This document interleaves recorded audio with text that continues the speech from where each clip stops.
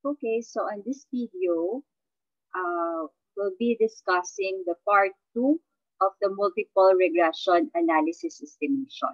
In part 1, we already discussed some definitions regarding multiple regression model and also the basic assumptions in deriving estimators and also the basic assumptions that we need to consider, especially in formulating the econometric model. So on this lecture video, we'll be discussing the diagnostic tests. So I have here 7 diagnostic tests that first we will define each, and also we will identify the formula on how to compute this. But of course, we'll be using software on the computation of these 7 diagnostic tests. And then lastly, we will interpret the results. So, um, why do we need to study or why do we need to have diagnostic tests? Para bang sa mga sakit, 'di ba? Bago natin malaman kung ano talaga yung sakit, so meron tayong mga simptomas. May mga symptoms na may lagnat ka kapag halimbawa ay giniginaw ka, nag-chill ka, pero hindi pa rin alam kung talagang lagnat nga ba yung sakit mo.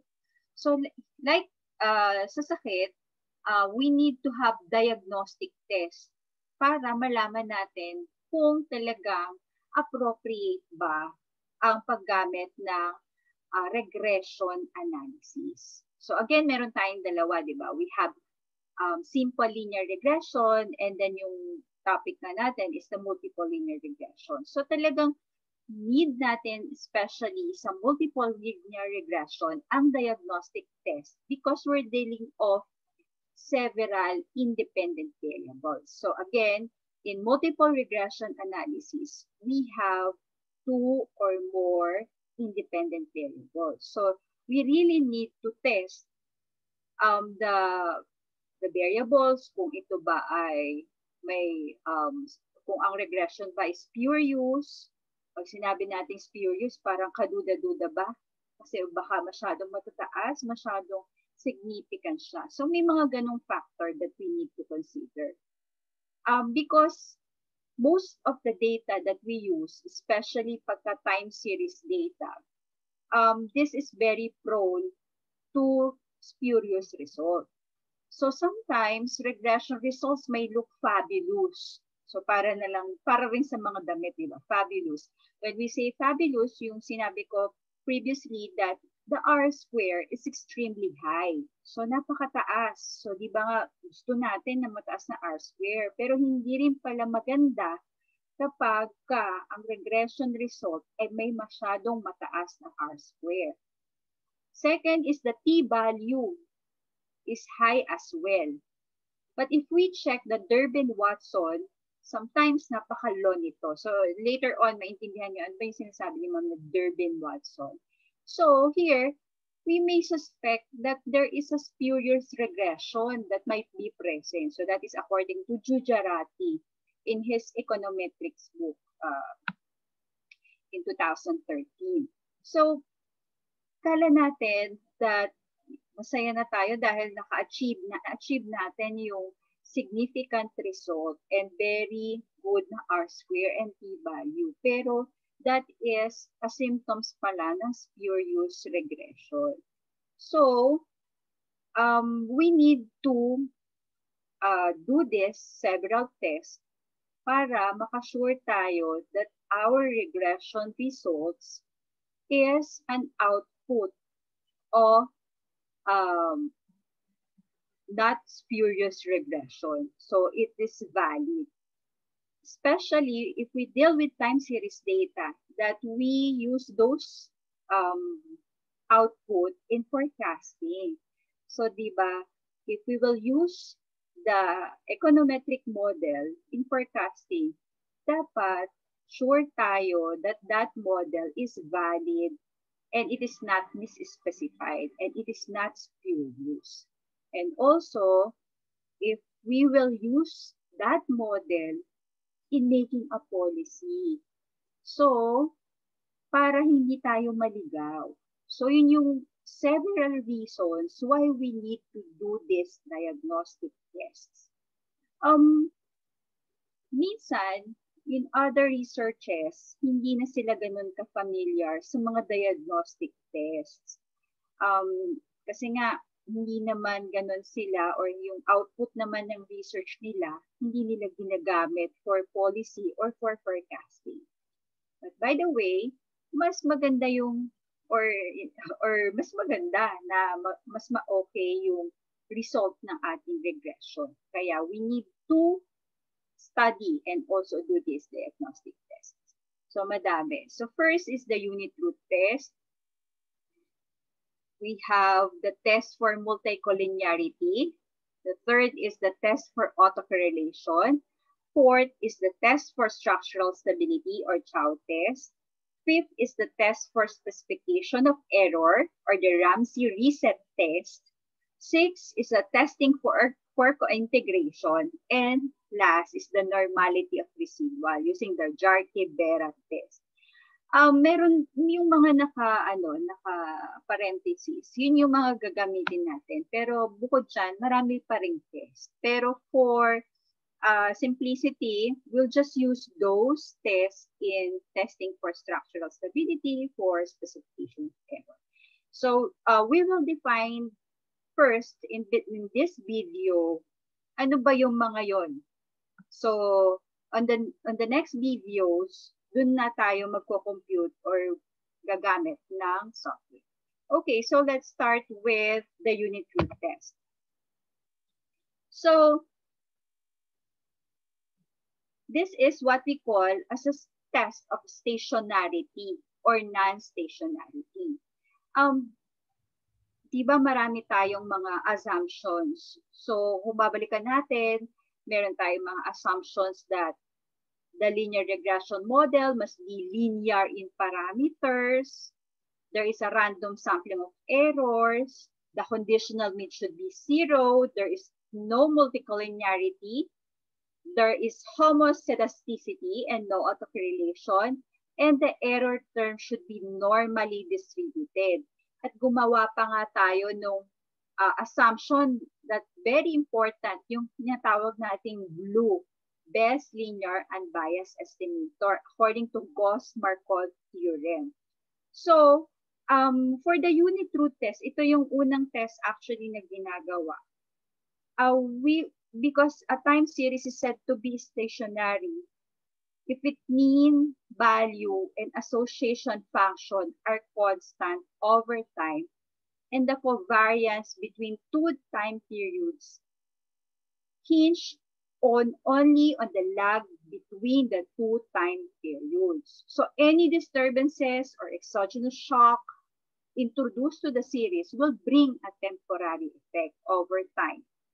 So though may mga shock, so it will be temporary lang. Kasi di ba pagka time series talagang prone siya sa mga several factors. Yun yung mga shocks, yung mga kumbaga ay gumugulo doon sa trend. So ito yung ginagamit natin to test kung stationary ba or hindi yung mga variables natin. So actually this test can be written by the change ng yt is equal to change ng is equal to yt minus 1. In this formula, when we say t minus 1, that is the previous year. In econometric, yun yung tinatawag natin na lag term. So when we say lag term, ito yung spelling nito is L-A-G-G-E-D. So when we say lag, so ibig sabihin yung previous year. So halimbawa, 2020. So minus 1 yun yung 2019. And then, kung minus 2, 2018. So yung tinatawag natin na lag term. So, in this unit root test, to determine if the variables of the model are stationary or non-stationary, gumagamit tayo ng test. So, unit root test siya, pero ang ginagamit natin is the augmented Dickey-Fuller test. So, wag malilito, unit root test, pero ang way to determine yung stationary or hindi is the ADF test. So, this is the formula in using or in computing for the ADF. So, sabi ko nga, we'll be using software naman in this test. Now, how to interpret? So, if the coefficient is more negative than 1%, 5%, and 10% level of significance based on Makinon critical values, then the series at level is said to have a unit root while its first difference is stationary. So all variables would be tested for unit root while its first difference is stationary.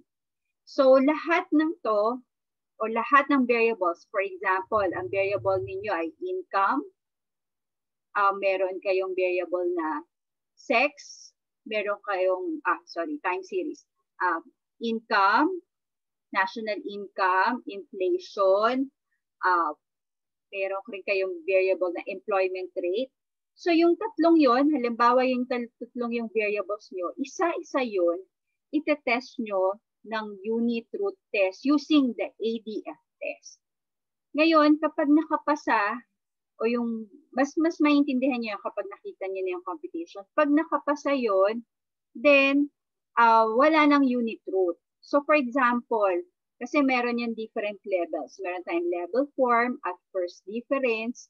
So kapag nakapasa siya sa level form and at first difference, pwede nyo na siyang i-regress instantly doon sa kanyang, kumbaga, sa raw form. Pero kapag nakapasa siya sa second difference, kailangan nating ayusin yung inyong variable. So, yung form niya, pwede natin siyang ilog. Pag sinabi natin log, iba yung log sa lag. So, yung lag, yun yung previous year. Kung dalawang previous year o isang previous year. Ang log naman, LOG, kino-convert natin yung form, yung numbers into a different form. So that, pwede na natin siyang i-replace. So, medyo nakakalito pa siya kasi we're just defining it pala. Pero kapag we use na the EView software, mas ma-appreciate natin yung unit root test. So again, yung first diagnostic test is the unit root test using the ADF statistic. And this is yung kung decision factor, yung how are we going to interpret that. So tinetest natin again sa unit root ang stationarity. So gusto natin na walang unit root, na dapat stationary. Pag sinabi natin stationary, kung pataas yung linya, dapat pataas lang siya. So walang ganun ka siya. Walang biglang baba o biglang taas. Walang liko-liko. Bakit? Kasi nga, again, balik tayo dun sa previous discussions natin, we are finding a fitted line here. So kapag ka ganun, may disruptions, magugulo tayo kung ano ba talaga, kung pataas ba talaga yung line or pababa. Okay, so that is the unit root test. The second is the test for multicollinearity. In regression, when we say multicollinearity, multi, from the word multi, madami, no? It refers to predictors that are correlated with other predictors. So again, ano ba yung predictors? Yung mga independent variable natin. So meron tayo, hindi lang isa, kundi marami na maaaring magkaka-correlated. And it of course, when your model includes multiple factors that are correlated not just to your response variable but also to each other. So hindi lang siya correlated sa dependent variable Y, correlated din siya sa independent variable X. So remember, di ba, doon sa assumptions natin, dapat hindi sila perfectly correlated. Kasi nga, yung hindi, wala dapat perfect collinearity. Kasi hindi siya magkakaroon ng magandang answer or magandang econometric model pagka perfectly collinear siya. So for example, in example nga natin doon sa previous lectures natin, kukumputin mo, halimbawa, ang Y mo, ang gusto mong, ang dependent variable mo, sabi mo, is the income na naka-year, tapos ang independent variable mo is income din, pero naka-months. So talagang may perfect collinearity doon. So ang worst, ito nga, multi-collinearity. Now, we need to test this. And one way to measure this is using the VIF, or the variance inflation factor. This assesses how much the variance of an estimated regression coefficient increases if your predictors are correlated. If no factors are correlated, the variance inflation factors will all be, so ito siya, if the VIF is equal to 1, there is no multicollinearity among factors. So, for multicollinearity, ang test naman natin is the VIF. So, meron din to sa e-views. So, kapag 1, yung naging result, walang multicollinearity. Okay yung ating regression. Pero, kapag greater than 1, merong moderately correlation. And worse, pagka between 5 and 10, sobrang taas na, problematic na siya. So, pwede pa natin i-accept siguro ng greater than 1, pero wag lang bastang masyadong mataas as 5 and 10. So, 5 to 10. You can assume that your coefficients are poorly estimated. Usually, nagkakaroon ng ganito kapag gawa-gawa lang natin yung mga variables na yun. Wala tayong binasang related literature. So, in making an econometric model, hindi basta maisip natin na ilagay natin sa model, isasalpak na natin siya. Kaya nga siya scientific, dapat may basis tayo. So, kapag nag-regress tayo, kaya nga dun sa previous mga exercises natin, sabi ko dapat meron kayong theoretical basis. Bakit? Yun yung napili nyong variables. So, that is for the multicollinearity. Next is the test for autocorrelation. Kung dun sa unit root test, we use the ADF, augmented Dickey-Fuller. For the multicollinearity, we will use VIF. For autocorrelation, we will use Durbin-Watson test. Kung napansin nyo, dun sa pinagawa ko sa inyong regression, dun sa baba ng table, may output na dun ng Durbin-Watson. Hindi pa lang natin in-interpret. So, Durbin-Watson tests were utilized to check if autocorrelation among the residuals existed. Autocorrelation may arise because of several factors. Ito yung mga yon. Stagnation. So, econometrics pala, meron din palang stagnant, or sluggishness of economic time series. So, medyo hindi gumagalaw yung mga series na to. Parang constant na lang siya doon. Or, may specification distortion resulting from excluding important variables. Kung dun sa kanina, parang lagay lang tayo ng lagay ng variables, meron rin palang possible na hindi natin nasama na variables sa model. Na usually, nakaka-cause siya ng incorrect functional form. Yun yung tinatawag natin cobweb phenomenon. Data massaging and data transformation. Pag sinabi natin data massaging, nag-clear out tayo nung para nililinis natin, minamassage natin, inaalis natin yung mga hindi related or akala natin wala naman palang silbi or dun sa econometric model, pero sometimes na-exclude pala natin siya. So ito ay natitest or makikita using the Durbin-Watson test. So this is the formula for the Durbin-Watson. Now, to test if there is a serial correlation that exists, yun nga yung Durbin-Watson test, meron tayong susundin na mga how to interpret. Ito yung table. So yung BL, statistic lower limit table value. Actually, meron tayong nag-download na Durbin-Watson table sa internet. Parang yung sa mga ANOVA table sa stat natin, meron ding Durbin-Watson table. And we will use those or that table in knowing kung wala na nga ba or tama ba, walang autocorrelation. So ito yung mga results. So kapag ka yung value ay ng Durbin-Watson is in between or greater than sa 4 minus DL and less than sa 4, we will reject the null hypothesis that negative serial correlation is present. So parang meaning to say na basta hindi siya mag-4, wala siyang negative serial correlation. Pero yung next, medyo indeterminate, tapos so on and so forth. Pero sometimes they said na kapag 2 point something, or below 2, pwede na natin i-accept that there is no serial correlation. Okay na yung regression natin. So, pwede na rin siyang maging basis. Pero pag mas scientific, pwede natin gamitin itong table nito.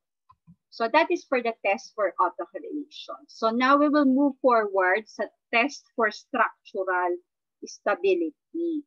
So, yung time series, usually sa time series data ito, napaka-prone niya sa structural changes. When we see structural changes, like yung nangyayari sa economy, dati agricultural country tayo, more on agricultural lang tayo. Ngayon, nagtatransform na tayo sa industrial and then technological. So, lalo na yung mga data na to, like may mga 40 years or more data kayo, like dun sa pina-exam ko sa inyo na you use 40 years data, for more than 40 years data, talagang may possible na structural changes doon. Therefore, maaaring yung mga parameters doon ay napaka-unstable. So kapag unstable, hindi rin siya reliable from policy standpoint. So sa madaling salita, di ba, kapag gagamitin natin siya for forecast, dapat stable lang siya. Kumbaga, yung model natin na yun ay alam natin na pataas yung direction niya. So dapat matest natin siya kung hindi siya susceptible sa structural changes or kung walang structural changes doon sa econometric model yun na ayos using or nitong structural stability, and yung test na ginagamit is the Chow breakpoint test. So this is the procedure. So I will not discuss in detail na because I'll be teaching you then how to use or how to arrive it using e-views. Basta ang lang dito, i-divide natin yung set ng data sa 2 periods. So hahanap tayo ng kumbaga breakpoint na tinatawag. Sometimes yung iba, nagbe-breakpoint sila dun sa parang pag ginrap mo siya ay dun ka nakakita ng structural change, yung medyo biglang pagbaba or pagtaas. Meron namang iba, doon nilalagay yung break, yung gitna. Meron namang gano'n. Pero mas maganda siguro yung ilagay natin siya dun sa parang nakakita tayo talaga ng sudden or tremendous change dun sa graph. Kaya mahalaga talagang gine-graph muna yung mga variables natin. So as an econometrician and an economist, we need to know how to graph and interpret graph. Very important to us. So this is the procedure and that is the formula. Now, ang interpretation is that if the computed F, so F statistics yung ginagamit dito, is statistically significant, then there is a structural change. Pag sinabi natin there is a structural change, may problem ang ating model. Ibig sabihin hindi siya stable. So mas maiintindihan niyo siya when we use this in our computation. So just remember those important key points. Next is the test for specification of error using the Ramsey reset test.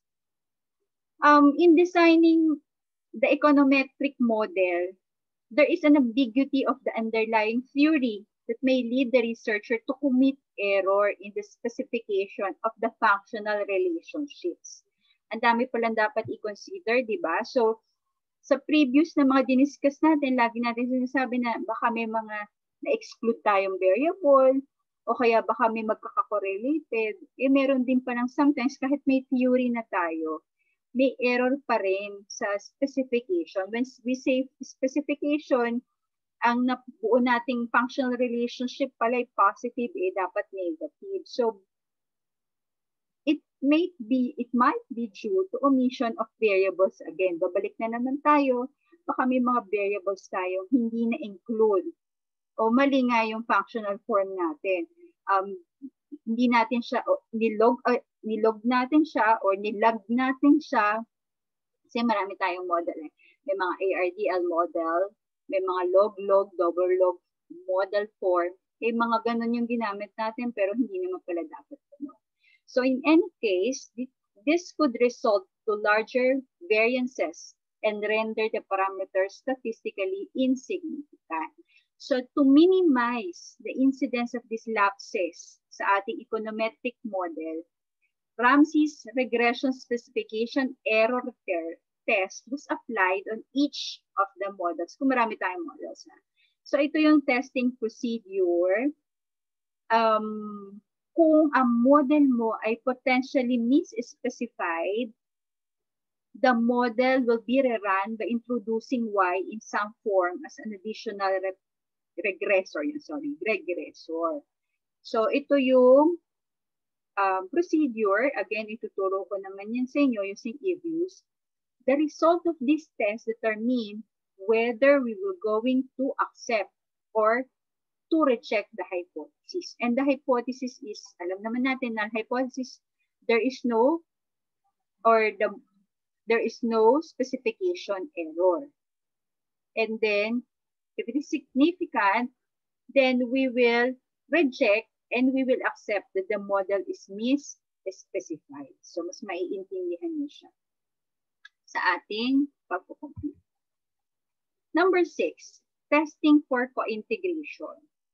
So, dito naman, regression equation. So, ang ginagamit dito is the Jarque-Bera test.